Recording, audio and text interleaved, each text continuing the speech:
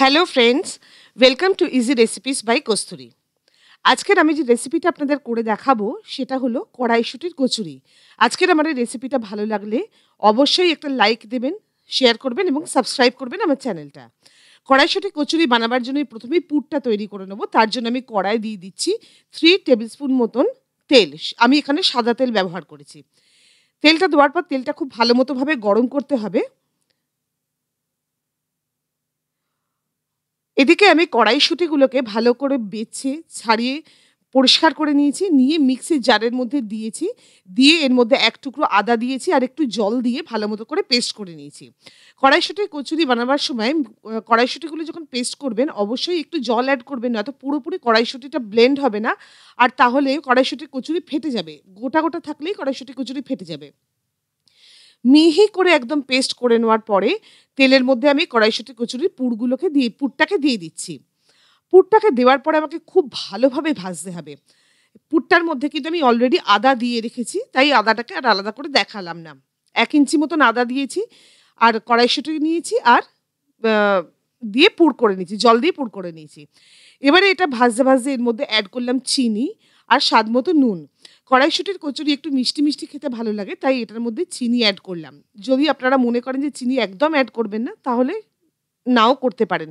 কিন্তু ২-৪ দানা এড করলে খেতে ভালো লাগবে। আর দিলাম স্বাদমতো নুন। পুরটাতে যতটুকু নুন দেওয়ার দরকার আছে ততটুকুই নুন দিলাম। আমি যখন ময়দাটা মেখেছিলাম, ময়দাতে ময়ান দিয়েছিলাম, তেল দিয়েছিলাম, তার সাথে নুন দিয়েছিলাম আর ২-৪ দানা চিনি দিয়ে ময়দাটাকে খুব ভালোভাবে মেখে নিয়েছিলাম। চিনি আর নুনটা দেওয়ার পরে আমি এর মধ্যে এড করছি সামান্য পরিমাণ ভাজা মসলা গুঁড়ো। এই ভাজা মসলা গুঁড়োটার মধ্যে আমি কাঠখোলায় মানে শুকনো কড়ায় গোটা জিরে আর শুকনো লঙ্কাকে নেড়ে নিয়েছি। নেড়ে একটু সুন্দর গন্ধ যেমনি বের হয়েছে আমি মিক্সিতে পেস্ট করে নিয়েছিলাম ওটা। গুঁড়ো করে নিয়েছিলাম। সরি, পেস্ট না, গুঁড়ো করে নিয়েছিলাম শুকনো। সেই গুঁড়োটাকেও আমি এর মধ্যে এড করে দিলাম। এবার দেখছেন আমি কড়াইশুঁটিটাকে ভাজছি ভালো করে পুরটাকে। পুরটা এখন দেখুন একটু ওয়াটারি কনটেন্ট রয়েছে। সেইজন্য পুরটাকে খুব ভালো মতন করে ভাজতে হবে। আপনারা দেখতে পাচ্ছেন পুরটা এখন কিন্তু কড়ার গায়ে আটকে, আটকে মতন যাচ্ছে।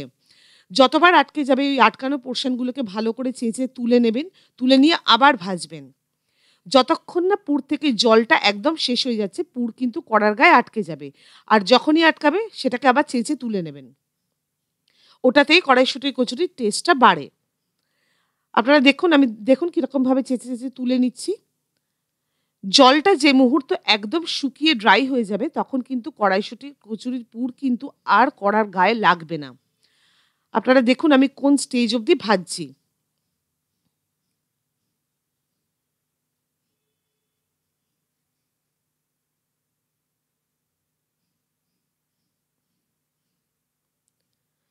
খুব ভালো করে পুরটাকে ভাজবেন। ভাজতে, ভাজতে খেয়াল করবেন পুরটার কালারটা একদম চেঞ্জ হয়ে গেছে। একদম ডার্কার কালার এসে গেছে। তখন বুঝবেন যে পুরটা রেডি হয়ে গেছে। আপনারা দেখুন মোটামুটি আমার কিন্তু কড়ার গায়ে আর লাগছে না। লাস্ট যতটুকু লেগেছিল আমি সেটাকে চেঁচে, চেঁচে তুলে দিচ্ছি।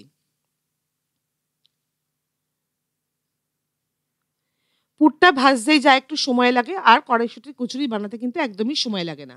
আমার পুরটা একদম রেডি হয়ে গেছে। আপনারা দেখুন পুর কিন্তু আর লেগে যাচ্ছে না। এই অবস্থায় আসা অবধি আপনাকে পুরটাকে নাড়াচাড়া করতে হবে প্রচণ্ড ভালোভাবে। আমার কিন্তু পুর আর কড়ার গায়ে লাগছে না। দেখুন আপনারা। আমার পুরটা বানানো একদম রেডি হয়ে গেছে। এবার এটাকে সম্পূর্ণভাবে ঠান্ডা করে নিতে হবে আমাকে। এদিকে আমি ময়দাটাকে মেখে রেখেছি। ময়দাটা নরমাল ময়ান দিয়েছি। সাদা তেল দিয়ে ময়ান দিয়েছি। নুন দিয়েছি অল্প, চিনি দিয়েছি। দিয়ে আমি মেখে রেখেছি জল দিয়ে। এবার আমি লেচিগুলোকে কেটে নিচ্ছি। একটু বড়, বড় সাইজের কড়াইশুঁটির কচুরি বানাবো তাই আমি লেচিগুলো একটু বড়, বড় কাটলাম।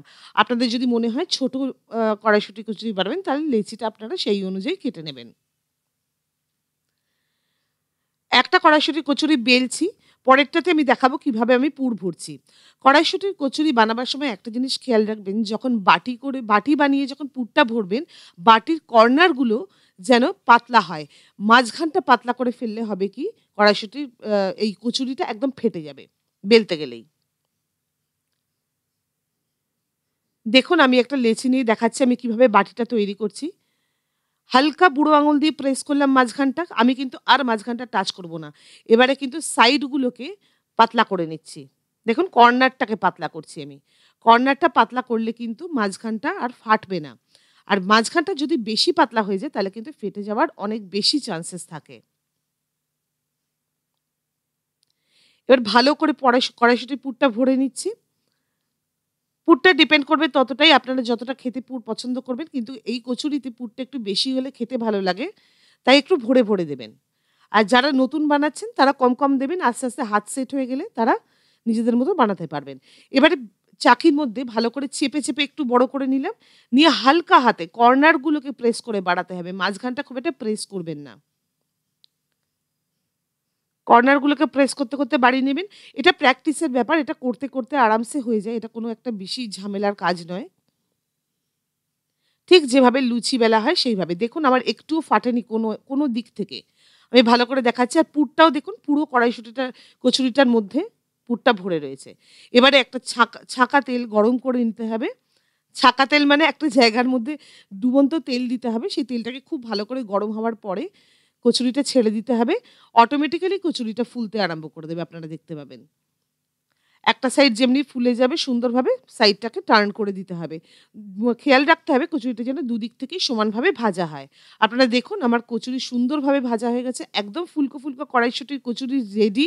এটা গরম খুব ভালো লাগে খেতে। আপনারা আলুর দম, আলু চচ্চড়ি, হিং দিয়ে আলু ছেঁচকি সবকিছুর সাথে এটা দিয়ে আপনারা খেতে পারবেন। আমার রেডি হয়ে গেল একদম গরম কড়াইশুঁটির কচুরি। রান্নাটা কেমন হলো অবশ্যই আমাকে জানাবেন। আজকের পর্যন্ত এইটুকুই থাক। খুব ভালো থাকবেন। পরে দেখা হবে নতুন একটা রেসিপি নিয়ে। ধন্যবাদ।